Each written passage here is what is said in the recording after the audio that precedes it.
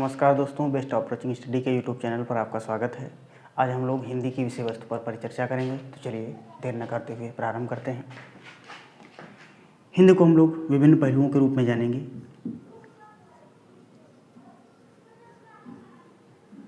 हिंदी को हम लोग विभिन्न पहलुओं के रूप में जानेंगे। हिंदी को जानेंगे हिंदी शब्द के रूप में। हिंदी शब्द के रूप में हिंदी शब्द का विकास कैसे हुआ, किन लोगों ने इसका उच्चारण किया। फिर हिंदी को हिंदी भाषा के रूप में, इसी हिंदी को जानेंगे हिंदी व्याकरण के रूप में। हिंदी को जानेंगे हिंदी व्याकरण के रूप में और इसी को जानेंगे हिंदी साहित्य के रूप में।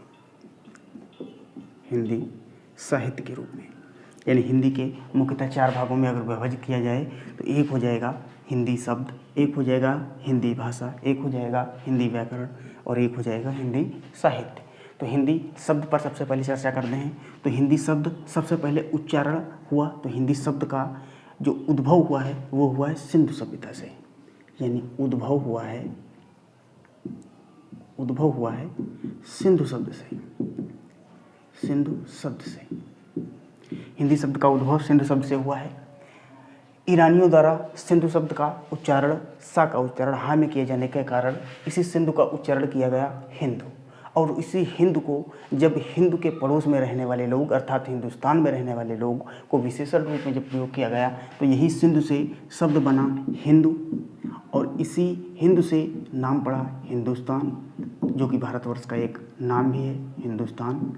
और इसी हिंदू अर्थात हिंदुस्तान में रहने वाले लोग विशेषण रूप में प्रयोग किया गया तो वही शब्द हो गया हिंदी। जैसे चीन में रहने वाले लोग चीनी, नेपाल में रहने वाले लोग नेपाली, भारत में रहने वाले लोग भारतीय, वैसे ही हिंदू अर्थात हिंदुस्तान में रहने वाले लोग हिंदी। तो सबसे पहले ईरानियों द्वारा जो हिंदी का प्रयोग हिंदी शब्द के रूप में किया गया तो वो किस रूप में किया गया? विशेषण के रूप में।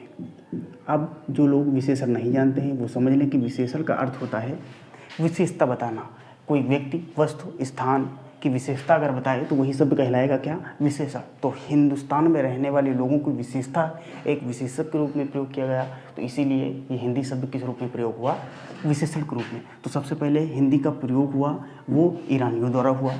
हिंदी शब्द का उद्भव हुआ किस शब्द से? तो सिंधु शब्द से हुआ। अब सिंधु शब्द से हुआ है और हिंदी का उच्चारण हुआ है तो इसलिए ये हिंदी शब्द हो किस भाषा का जाएगा? तो हिंदी शब्द हो जाएगा फारसी भाषा का। यानी अगर बात की जाए कि हिंदी किस भाषा का शब्द है तो वो भाषा हो जाएगी आपकी फारसी। तो हिंदी फारसी भाषा का शब्द है। उच्चारण ईरानियों द्वारा किया गया या फारसियों द्वारा किया गया और सिंधु शब्द से उद्भव हुआ है। अब बात करते हैं हिंदी भाषा की। तो हिंदी भाषा के रूप में आपको पता ही है कि 14 सितंबर 1949 को भारतीय संविधान सभा द्वारा हिंदी को भारत की राजभाषा का दर्जा दिया गया। लेकिन उससे पहले हम लोग जानेंगे इसी हिंदी भाषा के रूप में एक तो रूप पढ़ेंगे परिवार। जैसे हम लोगों का परिवार होता है उसी प्रकार भाषा के भी प्रकार होते हैं, परिवार होते हैं। भारत में मुख्य रूप से 4 प्रकार के परिवार कौन कौन से? आस्ट्रिक, चीनी तिब्बती और भारोपीय, ये मुख्य रूप से परिवार आते हैं। लेकिन उनमें से जो मुख्यतः है जिसके अंतर्गत हिंदी आती है वो है कौन सी? भारोपीय परिवार। यानी हिंदी के अंतर्गत हिंदी भारोपीय परिवार के अंतर्गत आएगी। हिंदी की उपभाषाएं कितनी होंगी तो हम लोग चर्चा करेंगे किसके ऊपर? उपभाषाएं।